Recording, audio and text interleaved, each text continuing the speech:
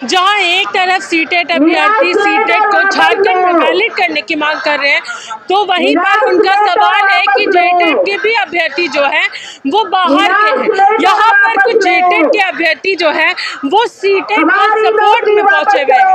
क्या नाम है आपका? मेरा नाम आनंद देव यादव है और मैं कोडरमा डिस्ट्रिक्ट से हूँ। आपने जेटेट पास किया है और ये अभ्यर्थियों का कहना है लगातार कि जेटेट 2016 में भी कई सारे बाहरी लोग मौजूद हैं और आप यहाँ पे उनका सपोर्ट करने के लिए पहुंचे हुए हैं।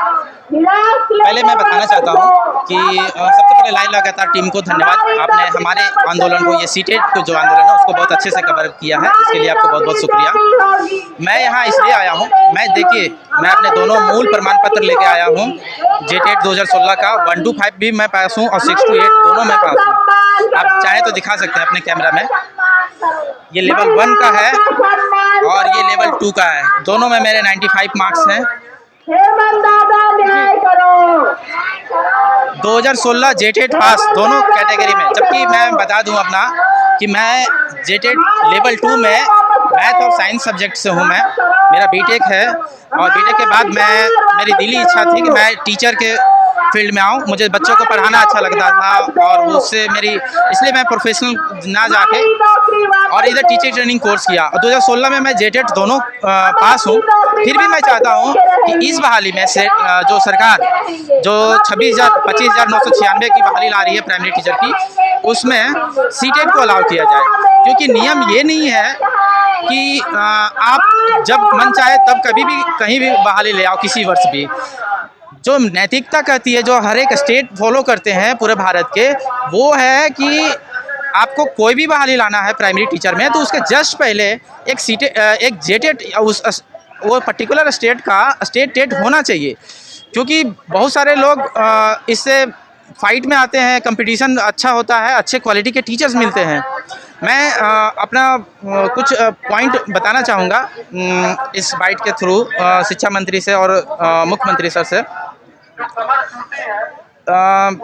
सबसे पहले मैं इस बात पर पॉइंट करना चाहता हूँ कि मैं भी इस गठबंधन की जो यूपीए सरकार है उसका समर्थक हूँ। आपने जो ओल्ड पेंशन स्कीम लाया, आपने जो पुलिस कर्मियों का क्षतिपूर्ति अवकाश दिया, आपने जो 15 लाख से अधिक राशन कार्ड बनाया, आपने जो हर एक 60 साल से ऊपर लोगों को वृद्धा पेंशन वगैरह दिया, ये सब मैं इसलिए बोल रहा हूँ क्योंकि बहुत सारे पिछले मैं देखा हूँ बहुत सारे बाइट पे शिक्षा मंत्री हैं या फिर हमारे सीएम सर हैं, वो बोल देते हैं कि नहीं ये भाजपा प्रायोजित होंगे, उसके समर्थक होंगे। मैं आप ही के सरकार का समर्थक हूँ। आपको बनाया है मैंने बहुत मेहनत से, हम लोग युवा बेरोजगार लोग, और ये सब मैं गिना करके सिर्फ ये बताना चाह रहा हूँ कि आपने अभी तक बहुत अच्छा काम किया है। आपने 100 रुपया जेएसएससी और जेपीएससी का फ़ी कर दिया फॉर्म स्टूडेंट का। आपने एक स्टेज में एग्ज़ाम लेने की कोशिश किया है, नियमावली बना। कैसे मदद करेगा? ये सारी चीज़ें तो सरकार के समर्थन की बात है, लेकिन आप सीटेट अभ्यर्थियों को कैसे समर्थन करिएगा? देखिए, हमारा समर्थन का सिर्फ एक ही पॉइंट है। किसी के कहने से, जैसे शिक्षा मंत्री सर कह रहे हैं कि हम 2013 और 16 को ही मौका देंगे, इसमें किसी के ऐसे कहने से नहीं कोई भी नियम लागू हो जाता और वो चीज़ें धरातल पर नहीं आ जाती। यहाँ पर भारत देश में जो भी नियम कानून चलता है उसका अपना एक प्रॉपर संविधान है, उसका नियम कानून है। एनसीटी एक्ट, आरटीए एक्ट को आप जब फॉलो कीजिएगा, और नहीं तो सबसे बड़ी बात है, न्यायपालिका से बढ़ के कोई चीज़ नहीं होती है।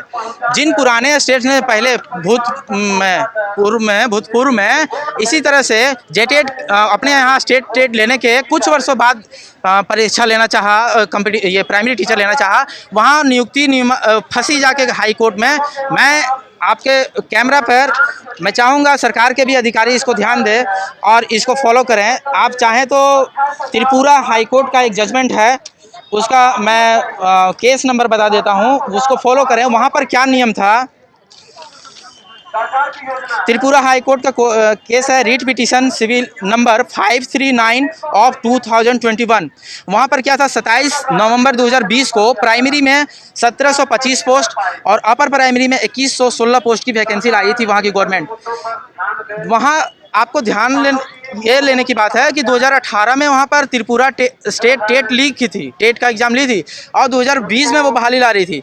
उसके द्वारा हाईकोर्ट में दलील दिया गया कि चूँकि 2020 में कोरोना आ गया, चूँकि 19 के दिसंबर से ही चाइना में इंटर कर गया था कोरोना, जो भी है, पर वो दलील दिया उसका गवर्नमेंट कि हम ये 2 साल में नहीं ले पाए टेट, कोविड के बहाना भी नहीं चल पाया, और वहाँ के हाई कोर्ट के द्वारा सीटेट कैंडिडेट जो वहाँ पर पेटिशनर थे उनको अलाउ किया गया कि आप सीटेट कैंडिडेट को लेना पड़ेगा आप, क्योंकि पिछले 2 साल से जेटेट नहीं लिए हैं। तो कहीं ना कहीं आप कहना चाह रहे हैं 2016 में जो अंतिम यहाँ पर जेटेट हुआ था झारखंड में, उसके बाद नहीं हुआ है, तो अब सीटेट को भी यहाँ पे मान्यता दी जाए और आप लोगों के साथ परीक्षा में बैठने दिया जाए। जी बिल्कुल, ये नियम और न्याय संगत यही है, और इसके बिना आप नियुक्ति कर नहीं सकते। मैं 2013 और 2016 जेटेट पास लोगों को भी ये क्लियर मैसेज देना चाहता हूँ, या तो यहाँ पर सरकार को हम डायरेक्टली ब्लेम नहीं करेंगे क्योंकि सरकार बहुत ही नेक सरकार है। हम जहाँ तक पहले ही बोल चुके हैं कि इसने बहुत सी जन भावना के अनुरूप कार्य किए हैं। इनको या तो पदाधिकारी जो शिक्षा विभाग में है वो मिसगाइड कर रहे हैं और वो गलत तथ्य दे रहे हैं। मैं और भी चाहूँगा तो हाई कोर्ट के जजमेंट्स का मैं हवाला दे सकते हैं। आप लोगों को ये इस बात का भी यहाँ पर डर है या टेंशन है कि ये जो 26,000 शिक्षकों की नियुक्ति होने जा रही है, ये कहीं ना कहीं जाकर के कोर्ट में फंसेगा अगर ये अभ्यर्थी जाकर के कोर्ट में पिटीशन दर्ज करते हैं? बिल्कुल, ये देखिए सरकार को 3 साल हो गए हैं, यदि ये और कंफर्म है CTET qualified candidate high court में रीट पिटीशन डायल कर चुके हैं। देखिए वो अभी भी सरकार के पास मौका है, आप ये ऐलान करें कि हम सीटेट को अलाउ करेंगे और वो अपना रीट पिटीशन वापस ले लेंगे। और साथ ही साथ मैं ये भी कहना चाहूँगा 2013 और 16 वालों को, आपका 3 साल इस सरकार का गुजर गया, यदि ये केस हाई कोर्ट में फंसती है तो अगले 2 साल कोर्ट केस में निकल जाएगा। ना ही सरकार के लिए भी ये चेतावनी है कि ना ही आप कोई भी प्राइमरी टीचर को बहाली कर पाएंगे इस केस के चक्कर में, और ना ही 2013-16। मैं इसलिए आया 2016 टेट पास कैंडिडेट हूँ, फिर भी मैं चाहता हूँ कि सीटेट को वैलिड किया जाए। क्यों? क्योंकि मैं 6-7 साल से ऐसे ही बेरोजगार हूँ, अपने ट्यूशन पढ़ा के किसी तरह से अपना घर पालन पोषण कर रहा हूँ। नहीं चाहता हूँ कि और 2-3 साल हमको वेट करना पड़े और ये सरकार कोई भी नियुक्ति न ले पाए।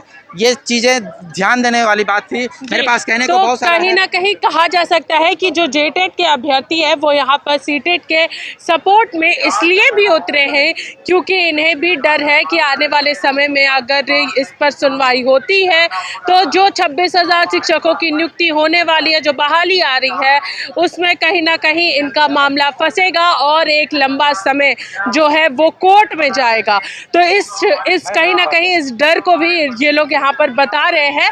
जी, एक चीज़ और कहना चाहता हूँ मैं, सरकार बाय द वे 15 नवंबर के पहले शिक्षा विभाग से नोटिफिकेशन निकाल देती थी अधिसूचना कि ठीक है सीटेट को हम अलाउ करेंगे, पर सरकार को हम चूंकि मिसगाइड नहीं करना चाहते, हम पहले भी बोल चुके हैं। मैं इस ये यूपीए गवर्नमेंट का समर्थक हूँ, इस गवर्नमेंट का।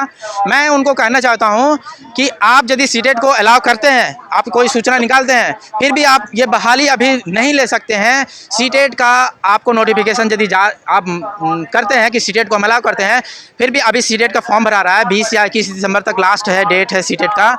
ये सीटेट कंप्लीट हो जाएगा, उसके बाद ही आप बहाली ले सकते हैं, क्योंकि जेटेट वाले फिर भी कोर्ट केस कर देंगे। वो कहेंगे कि ठीक है आप आज अधिसूचना जारी किए, उसके 2-3 दिन बाद आप बहाली ले आए, हमको कहाँ से मौका मिला सीटेट में अपीयर होने का भी। हम जेटेट के भरोसे थे क्योंकि जेटेट का ही नियमावली आज तक चलते आया है। फिर ये मामला कोर्ट में फंसेगा क्योंकि आसाम में ऐसा ये केस हुआ है जिसमें 1/9/2020 को वहाँ का गवर्नमेंट ये अधिसूचना जारी किया गया था कि हम सीटेट को अलाउ नहीं करेंगे अब 1/9/2020 को, ठीक है। उसके पहले आसाम में सीटेट अलाउ था और एक नियुक्ति लाती है 11/9/2020 को। फिर वहाँ पर सीटेट वाले गए कोर्ट में कि हमको मौका नहीं मिला आसाम टेट में बैठने का, और ये सब बहुत सारे पेचीनियाँ हैं। तो कहीं ना कहीं कहा जा सकता है, इनका स्पष्ट रूप से कहना है कि जेटेट और सीटेट दोनों को ही इस जो 50,000 शिक्षकों की बहाली होने वाली है, जिसमें से सबसे पहले 26,000 शिक्षकों की नियुक्ति होगी, उसमें इन सभी दोनों ही पक्षों को यहाँ पर मौका दिया जाना चाहिए। और शिक्षा मंत्री से इन्होंने कहीं ना कहीं आग्रह भी किया है कि सीटेट को जल्द से जल्द वैलिड किया जाए। जेटेट भी समर्थन में यहाँ पर उतरी है। इसी के साथ देखते रहिए लाइव लगातार रांची से मैं पूजा, नमस्कार।